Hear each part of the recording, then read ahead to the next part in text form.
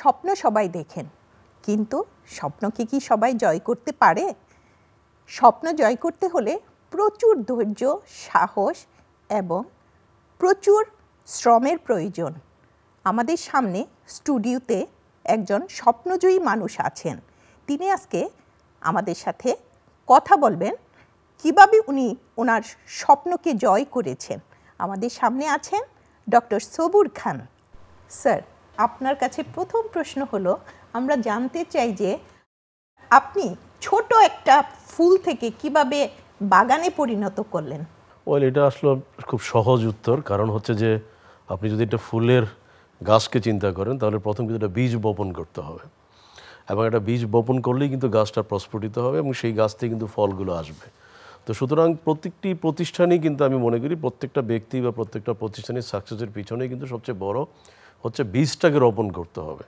তো সুতরাং আমি যদি মনে করি যে ড্যাফোডিলের 1990-তে যদি বীজ বপন না করতাম সেদিন, তাহলে হয়তো আজকের এই 34 বছর পর ড্যাফোডিল কিন্তু আজকের এই অবস্থানে আসার সুযোগ হতো না। তার মানে হচ্ছে বীজটাকে বপন করার পরেই কিন্তু আলটিমেটলি যে নার্চারিং বা যে অন্যান্য যে প্রসেসগুলোকে, যেটাকে আমরা ভ্যালু এডিশন, বিভিন্ন সময় কিন্তু প্রতিকূলতা হয়, তাই না? আমরা জানি যে ঝড় ঝাপটা হয়, ঝড় ঝাপটাতে কিন্তু অনেক সময় গাছ হয়তো হেলে পড়ে, সেটাকে আবার কিন্তু প্রোটেক্ট করতে হয়, সেটার জন্য কিছু সাপোর্ট প্রয়োজন হয়। আলটিমেটলি সবগুলো কম্পোনেন্টকে কিন্তু আমি মনে করি সন্নিবেশ করেই কিন্তু ধীরে ধীরে সেই বীজ থেকে বা যে ছোট্ট গাছ থেকে কিন্তু আজকের হয়তো ড্যাফোডিলের আজকের এই অবস্থান।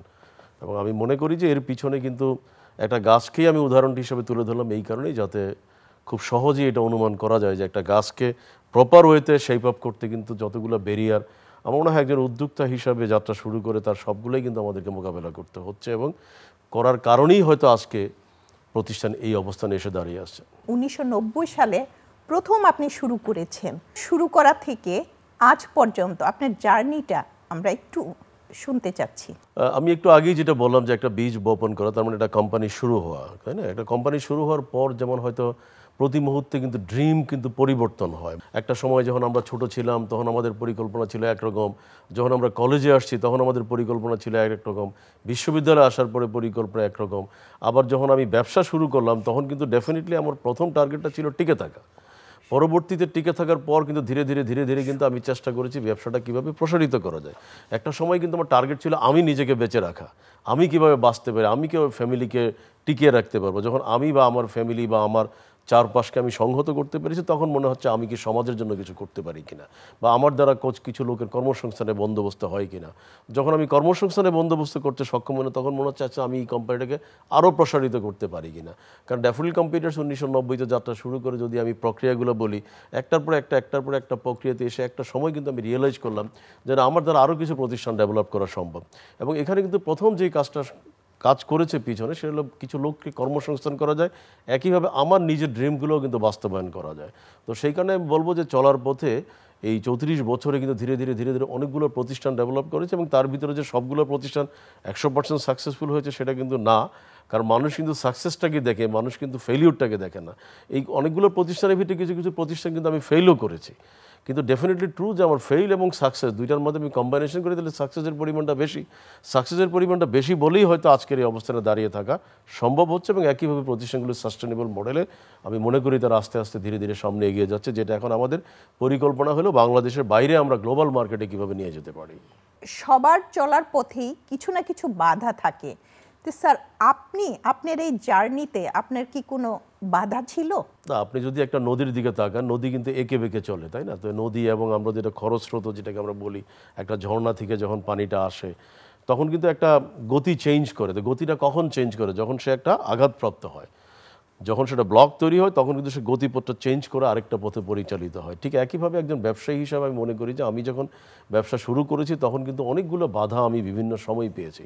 একটা সময় বাধা পেয়েছি, আমি একটা ট্রেনিং সেন্টার হিসাবে প্রথম শুরু করেছি। যখন আমি দেখলাম যে প্রচুর ট্রেনিং সেন্টার, আমি যেখান থেকে যেই সফল বা যে রেজাল্ট পাওয়ার কথা সেটা আমি পাচ্ছি না, তখন কিন্তু আমি আস্তে আস্তে কম্পিউটার বিক্রি করা শুরু করলাম, অ্যাক্সেসরিজ বিক্রি করার পর আমি যখন দেখলাম যে না আমার সফলতা আসে নাই, আমি যেই পর্যায়ে যেতে চাচ্ছি, তখন কিন্তু আবার 92-তে এসে আমি প্রথম বাংলাদেশে কম্পিউটার অ্যাসেম্বল শুরু করি।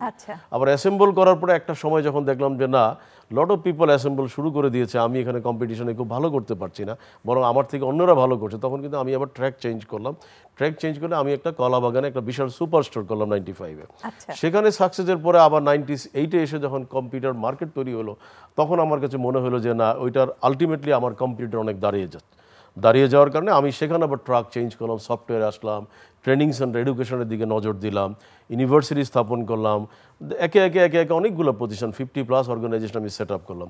তো প্রত্যেকটার পিছনে কিন্তু বাধা ছিল, প্রত্যেকটার পিছনে কিন্তু চ্যালেঞ্জ ছিল, ফেলিউর ছিল, আবার আশঙ্কা ছিল যে আমি যদি এভাবে ডাইভার্ট না করি, যেমন হয়তো ওই সময় অনেকেই আমাকে বলেছে যে কম্পিউটার ট্র্যাকটা চেঞ্জ করা উচিত হয়নি, তোমার এডুকেশন সেক্টরে যাওয়া উচিত হয়নি, তুমি কম্পিউটার সেক্টরে থাকলে হয়তো ভালো করতে হয়। কিন্তু এখন কিন্তু এসে অনেকেই বলছে যে you took the right decision. তো আলটিমেটলি ব্যাপারটা হচ্ছে কি যে আপনাকে বাধা ছাড়া কিন্তু মানুষের জীবনে সাকসেসটা হয় না। অবশ্যই। এটা একটা নদীর দিকে তাকান, এটা যদি আমরা যে কোনো ব্যাপারে তাকাই, যদি আমরা বাতাসের দিকেও চিন্তা করে দেখি যে বাতাসের যে ফ্লোটা, সেই ফ্লোটাও কিন্তু দেখেন, আমরা যদি বলি না যে সুন্দরবন বাংলাদেশকে সবসময় ঘূর্ণিঝড় থেকে বাঁচায়, বলে যে সুন্দরবন বুক পিটিয়ে বুক ফুলিয়ে এসে আমাদের পুরো দেশকে রক্ষা করছে। বাধাটা হচ্ছে জীবনের একটা অংশ। এটা আমি মনে করি একজন মানুষ হিসাবে পৃথিবীতে আল্লাহ পাক যখন আমাদেরকে দুনিয়াতে পাঠিয়েছে, সেখানে কিন্তু বলাই আছে যে তুমি অনেক সময় অনেক প্রতিকূল পরিস্থিতি মোকাবেলা করবে, তোমাকে ধৈর্য ধারণ করতে হবে, তোমাকে মোকাবেলা করতে হবে, তোমাকে বুঝতে হবে। যেমন আমরা বলি না নো মানি নেক্সট অপরচুনিটি, আমরা বলি প্রবলেম মানি প্রসপেক্ট। আবার একইভাবে আমরা বলি যে একটা লোক পিছিল খেয়ে পড়ে গেল, সে কিন্তু ওখান থেকে আবার দাঁড়াতে হবে তাকে। এখন যদি সে মনে করে যে আমি কেন পিছিল খেলাম, আমাকে কে ধাক্কা দিল, এটা নিয়ে গবেষণা না করে তাকে বরং দাঁড়ানোটাকেই তাকে প্রাধান্য দিতে হবে। তো এই জন্য আমরা সবসময় বলি যে ব্যবসায়ীদের সফলতার পিছনে আমি তো মনে করি যে সবচেয়ে বড় সাপোর্টটাই হচ্ছে কিন্তু বাধাগ্রস্ত হওয়া। কারণ আমি যদি আজকে এমন হতো যে আমি যখন ট্রেনিং সেন্টার হিসেবে যাত্রা শুরু করেছি বা কম্পিউটার অ্যাসেম্বলিংয়ে আজকে যদি বাধাগ্রস্ত না হতাম, তাহলে আমি আজকে কম্পিউটার অ্যাসেম্বলিং করতাম। তো আমি তো ভালোই আছি, আমার তো কোনো বাধা নাই। তো আমি মনে করি যে বাধাটাই কিন্তু মানুষের জীবনের সবচেয়ে বড় সাকসেস।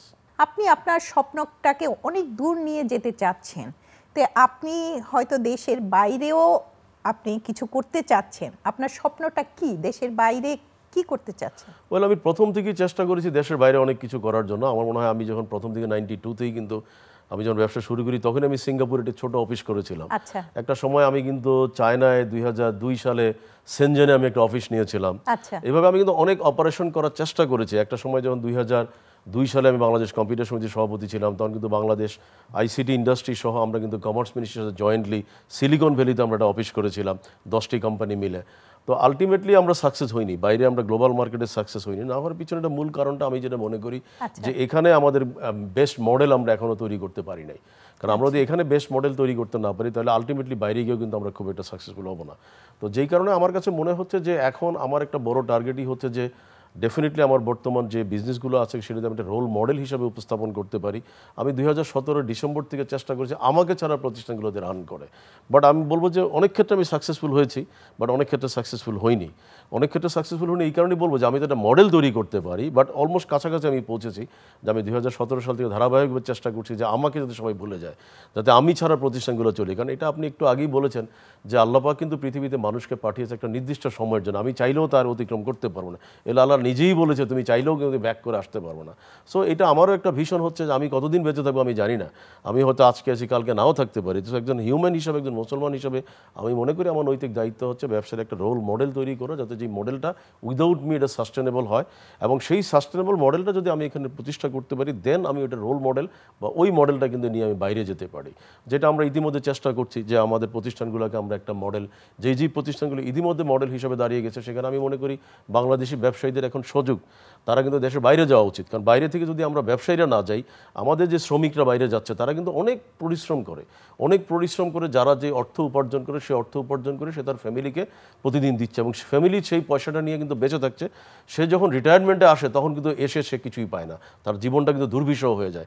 কারণ বিকজ ফ্যামিলির লোকরাও কিন্তু তখন তাকে রিকগনাইজ করতে চায় না, বিকজ তখন তার আর অর্থ দেওয়ার মতো সামর্থ্য নাই। তো সেই ক্ষেত্রে আমার কাছে যে মনে হয় বাংলাদেশের ব্যবসায়িক সমাজ যেভাবে বাংলাদেশের ইকোনমিকে শক্তিশালী করছে, এখন সময় আসছে যেসব ভালো ভালো ব্যবসায়ীরা বাংলাদেশের রোল মডেল তৈরি করেছে তারা ব্যাপক হারে বাইরে যাবে। তারা বাইরে থেকে কিন্তু একজন ব্যবসায়ী, আমি মনে করি যে একজন শ্রমিক যেই আর্ন করে তার থেকে কিন্তু 2000-3000% কিন্তু বেশিতে উপার্জনও করতে পারবে। একইভাবে আমি আমার দেশের লোকরাও কিন্তু কর্মসংস্থানের অপরচুনিটি তৈরি করতে পারবে। That is Y I am trying my best যে আমি যাতে আস্তে আস্তে গ্লোবাল মার্কেটের দিকে ফোকাস করি। উদ্যোগ হিসাবে কেন আপনি শিক্ষাটাকে বেছে নিয়েছেন? আমি প্রথম কিন্তু কম্পিউটারকে বেছে নিয়েছিলাম, কিন্তু কম্পিউটারে বেছে নেওয়ার পর একটা সময় আমার মনে আছে যে 96, 97-এ আমি কিন্তু মাদ্রাজ চেন্নাই থেকে বেশ কিছু সফটওয়্যার প্রোগ্রামারকে নিয়ে আসি, যখন আমি ভালো প্রোগ্রামার পাচ্ছিলাম না। ওই সময় আমার ভিতরে একটা রাগ কাজ করে যে আমি কেন প্রোগ্রামার বাইরে থেকে আনবো, আমি তো আমার দেশেই প্রোডাক্ট বা আমার দেশেই কিন্তু ভালো লোক তৈরি করতে পারি। ওই ধারণা থেকে 97 আমি প্রথম DIIT, daffodil institute of IT প্রতিষ্ঠা করি, এবং তার সাকসেসের ধারাবাহিকতায় কিন্তু আবার 2001 সালে আমি ড্যাফোডিল ইন্টারন্যাশনাল ইউনিভার্সিটি প্রতিষ্ঠা করি। এখন কিন্তু ওরই পরিজন, যেটা একটু আপনাকে আগেই বলেছিলাম, একটা বীজ যখন বড় হয় তখন তো শাখা প্রশাখা ফুল, তার থেকে আরও গাছ তৈরি হয়। তো ঠিক ওইটাকে টার্গেট করি কিন্তু একে একে কিন্তু এখন আমাদের প্রায় 27 এডুকেশন কনসার্ন আছে। আমাদের অনেকগুলো স্কুল আছে, অনেকগুলো কলেজ আছে, অনেকগুলো ভোকেশনাল ট্রেনিং ইনস্টিটিউট আছে, অনেকগুলো ন্যাশনাল ইউনিভার্সিটি অ্যাফিলিয়েটেড কলেজ আছে, ইউনিভার্সিটি আছে, প্রফেশনাল ট্রেনিং ইনস্টিটিউট আছে। এভাবে কিন্তু এডুকেশনের যতগুলো সেক্টর দরকার একটা আরেকটার সাথে পরিপূরক হিসেবে তার সবগুলোই কিন্তু আমরা ইতিমধ্যে এস্টাবলিশ করার চেষ্টা করেছি। আপনার নতুন উদ্যোগ কি? Always I love to create the new entrepreneur. তো যেই জায়গাটাতে আমি নিজেও একটু সময় দিচ্ছি, কারণ আমার কাছে মনে হচ্ছে আমি একজন উদ্যোক্তা বা আমি একজন আমি তো একসময় বেকার ছিলাম। আমি যখন বিশ্ববিদ্যালয়ে পড়াশোনা করছি তখন তো আমি চাকরি করতাম না। তাহলে সেই আমি যখন উদ্যোগ হিসাবে বা ব্যবসা শুরু করলাম, সেই শুরুটা থেকে কিন্তু আজকে আমার প্রতিষ্ঠানে হাজার হাজার লোক কাজ করছে, কয়েক লক্ষ লোক কিন্তু ডাইরেক্টলি ইনডাইরেক্টলি উপকৃত হচ্ছে। আমার মনে হয় আমাদের অ্যালামনাই মার্কেটে আছে নট লেস দেন 100,000, আচ্ছা মোর দেন 1 লক্ষ কিন্তু আমাদের কিন্তু এখন অ্যালামনাই মার্কেটে আছে। তার মানে কি হচ্ছে, ডাইরেক্টলি ইনডাইরেক্টলি কিন্তু বিশাল কমিউনিটিকে আমরা সার্ভ করি। এবং আমি কিছুদিন আগে কিন্তু বললাম যে ইউরোপের অনেক কান্ট্রি থেকে কিন্তু আমাদের প্রতিষ্ঠান এখন অনেক বড়। তো সেই কারণে আমার কাছে মনে হচ্ছে আমার নতুন উদ্যোগটা হচ্ছে এই জায়গাটাতেই, যে আমি যদি আরও বেশি নতুন উদ্যোক্তা তৈরি করতে পারি, যে এক্সপিরিয়েন্সগুলো আমার ছিল, যেভাবে আমি শুরু করেছিলাম। কারণ আমি যেমন সবসময় নতুন উদ্যোক্তাদেরকে বলি, লেটস স্টার্ট ইট। তুমি চিন্তা করো না যে আমি উদ্যোক্তা হব, লেটস স্টার্ট ইট, শুরুটা করে দাও। কারণ আমি যদি সেদিন শুরু না করতাম তাহলে আমি আজকের এই অবস্থানে আসতে পারতাম না। তো এখানেই আমার একটা মানে নতুন উদ্যোগ যদি বলেন, আমার এটাই নতুন উদ্যোগ। যে এটা আমি নতুনও বলবো না, পুরানো অ্যাকসেন্সে এটা পুরানো উদ্যোগই, বাট এটাকে আরেকটু বড়োভাবে আমি শুরু করেছি। কীভাবে তাদেরকে ফাইন্যান্স করা যায়, কীভাবে তাদের ইনকিউবেটর স্পেস দেওয়া যায়, কীভাবে তাদের কোলাটারাল ছাড়া তাদেরকে লোন দেওয়া যায়, মানে যেটাকে আমরা বলি যে ইন্টারেস্ট ফ্রি। এইভাবে এই ধরনের ফ্যাসিলিটিগুলো আরও কীভাবে প্রসারিত করা যায়, এই দিকটাতে আমি কাজ করছি। কারণ আমি বিশ্বাস করি বাংলাদেশের ইকোনমিতে এখন যে আপনার অবস্থাটা, বাংলাদেশের ইকোনমিতে কিন্তু ব্যবসায়ীদের কন্ট্রিবিউশন কিন্তু সবচেয়ে বেশি। যারা রিস্ক নেবে, যারা এখনই শুরু করে দিবে, বাট যারা চিন্তা করবে যে আমি ব্যবসা করা উচিত, প্ল্যানিং করে, তারা কিন্তু ব্যবসায়ী না। ব্যবসায়ী তারাই যারা শুরুটা করে দেয়। কারণ আমি এখন এসে বুঝতে পেরেছি যে আই এম লাকি এনাফ যে আমি বিশ্ববিদ্যালয়ে পাস করার পর আমি কিন্তু I am not waiting for my result. আমি ব্যবসা শুরু করে যখন আমি সাকসেস পেয়ে গেলাম, তখন কিন্তু আমি রেজাল্ট পেয়েছি। মানে আমার if I am not wrong, আমার ব্যবসা শুরু করা 5 মাস বা 6 মাস পরে আমি আমার মাস্টার্সের রেজাল্ট পেয়েছিলাম। তো এখন ব্যাপার হলো, যদি আমি যখন বসে থাকতাম যে আমার রেজাল্টটা হোক, আমি বিসিএস দিব, আমি এটা করবো সেটা করবো, তাহলে কিন্তু আমি আজকের এই অবস্থানে আসতে পারতাম না। তো দ্যাট ইজ ওয়াই আমার নতুন উদ্যোগটা বলবো যে এখানেই আমি একটা ভেঞ্চার ক্যাপিটাল প্রতিষ্ঠা করেছি, আমি একটা নলেজ ভ্যালি প্রতিষ্ঠা করেছি, যেখানে একটা কোওয়ার্কিং স্পেস আমরা দিচ্ছি। একইভাবে আমাদের বিশ্ববিদ্যালয়ে প্রথম সারা এশিয়াতে আমরা ইনোভেশন এন্টারপ্রেনারশিপ ডিপার্টমেন্ট করেছি। এবং তার জন্য যেই ইকোসিস্টেম ডেভেলপ করা দরকার, আমি জীবনে কোনোদিন বই লিখবো কল্পনাই করিনি। আমি ইতিমধ্যে বেশ কয়েকটি বই লিখেছি নতুন উদ্যোক্তাদের জন্য। ওই লিখতে লিখেই বলা যায় যে এখন হয়তো কয়েকটা বই লেখার সুযোগ হলো। তো এইটাই আমি মনে করি যে এই জায়গাটাতে আমি একটু বেশি কন্ট্রিবিউট করতে চাই। আচ্ছা, আমরা বলছি যে আপনি স্বপ্নজয়ী, আপনার চোখে আপনি কি মনে করেন? ওয়েল, স্বপ্নটা ডিপেন্ড করে, স্বপ্নটা কিন্তু চেঞ্জ হয়। আমি যেটা বলছি যে একটা সময় হয়তো আমার স্বপ্ন ছিল, আমি একটু আগেই বলেছি যে আমি যাতে আমার পরিবার নিয়ে বাঁচতে পারি। এখন কিন্তু আমার স্বপ্ন হচ্ছে যে না, অনেকগুলো পরিবার নিয়ে যে বাঁচতে পারি। এরপরে স্বপ্নটা হয় একটা দেশকে আমি কেন রিপ্রেজেন্ট করতে পারবো না। আমি যদি একটা দেশকে বাইরে, যেমন আমি দেশের বাইরে যখন যাই, তখন আমি মনে করি যে আমার দেশকে আমি রিপ্রেজেন্ট করতে চাই, আমি আমার দেশের ব্র্যান্ডিংটাকে তুলে ধরতে চাই। এবং আমার যে মেধাটা এখানে হলো, তার মানে স্বপ্ন কিন্তু পরিবর্তন হয়, তাই না? এখন আমি খুব গিল্টি ফিল করি যে যখনই কোথাও একটা রাষ্ট্রে যাই, যখন আমার পাসপোর্টটা দেই, সে কিন্তু প্রথমেই আমাকে ধরে নেয় এটা বাংলাদেশি। মানে সে আমাকে ধরে নেয় আমি হয় একটা শ্রমিক, নয় আমাকে কেউ আদম হিসাবে পাচার করছে। সে কিন্তু আমার প্রোফাইল সম্পর্কে জানে না, কারণ আমার প্রোফাইল কিন্তু আমার পাসপোর্ট। তো আমি এই জায়গাটাতে খুব গিল্টি ফিল করি। আমার কাছে মনে হয় আমার মতো হাজার হাজার লক্ষ লক্ষ বাংলাদেশি গিল্টি ফিল করে যে আমার পাসপোর্টের র্যাঙ্কিং বা ইমেজ বাড়াতে। আমার পাসপোর্ট দেখার পরে দিয়ে আমার দিকে তাকিয়ে বলে, oh you are a Bangladeshi, we feel proud to you. এই জায়গাটা আমার কাছে মনে হচ্ছে যে আমার কাজ করা উচিত, এবং এটা আমার একটা ড্রিম। কারণ আমি একটা ছোট্ট উদাহরণ এখানে দিতে যাই। 97 আমি প্রথম যখন সাউথ আফ্রিকা যাই, তখন বাংলাদেশে সাউথ আফ্রিকার কোনো এমবেসি নাই, এখনও সম্ভবত নাই, দিল্লিতে ছিল। আমাকে একটা ইমার্জেন্সি একটা কনফারেন্সে পার্টিসিপেট করতে হবে ইন্টেলের।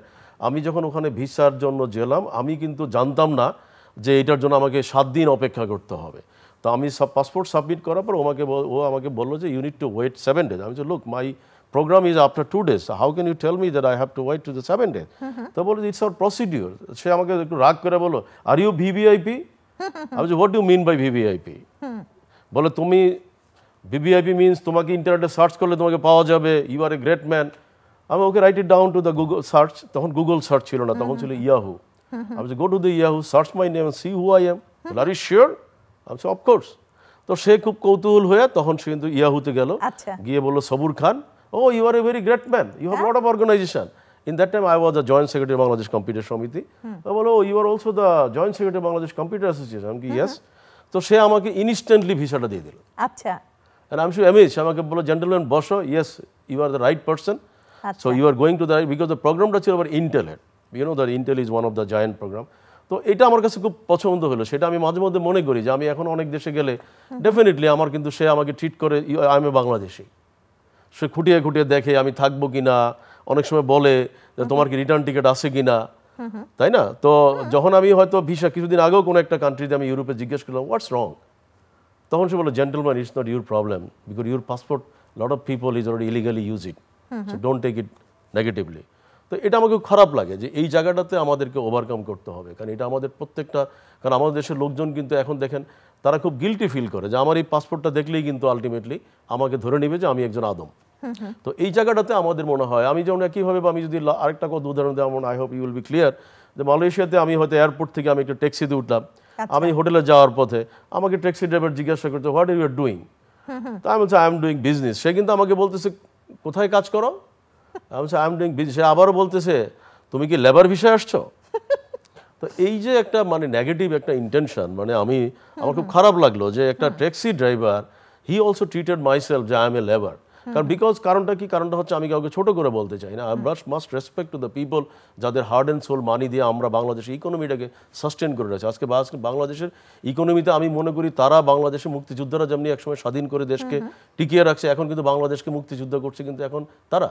সারা পৃথিবীতে আপনি দেখেন যে আজকে আমাদের 20 লক্ষ 30 লক্ষ লোক যার সরাসরি যারা মানে আমি যেটা বলি এন্ট্রি লেভেলে কাজ করে, আমাদের অলমোস্ট 1 কোটি লোক বাইরে থাকে, কিন্তু 30 লক্ষ লোক কিন্তু খুব এন্ট্রি লেভেলে কাজ করে।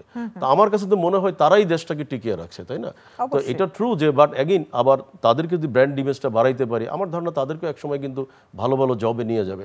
তো এই জায়গাটাতে আমার একটা স্বপ্ন কাজ করে, but I don't know how much I can able to contribute or not, but definitely আমি মনে করি হয়তো আজকে আমি স্বপ্নটা দেখছি, কালকে হয়তো আমার সন্তানরা দেখবে, কালকে হয়তো আমার ছাত্রছাত্রীরা দেখবে, কালকে হয়তো নতুন প্রজন্ম দেখবে। একটা সময় কিন্তু আমাদের passport should be the one of the top ranking passport in the whole world. এটা আমার একটা পার্সোনালি আই অলওয়েজ ফিল যে this should be the our dream. Sir, আপনাকে আমাদের স্বপ্নজয়ীর পক্ষ থেকে অনেক অনেক ধন্যবাদ। আপনাকেও ধন্যবাদ, স্বপ্নজয়ীকে ধন্যবাদ। আজ এ পর্যন্তই। আগামী পর্বে আমরা থাকবো অন্য কোনো স্বপ্নজয়ীর সাথে।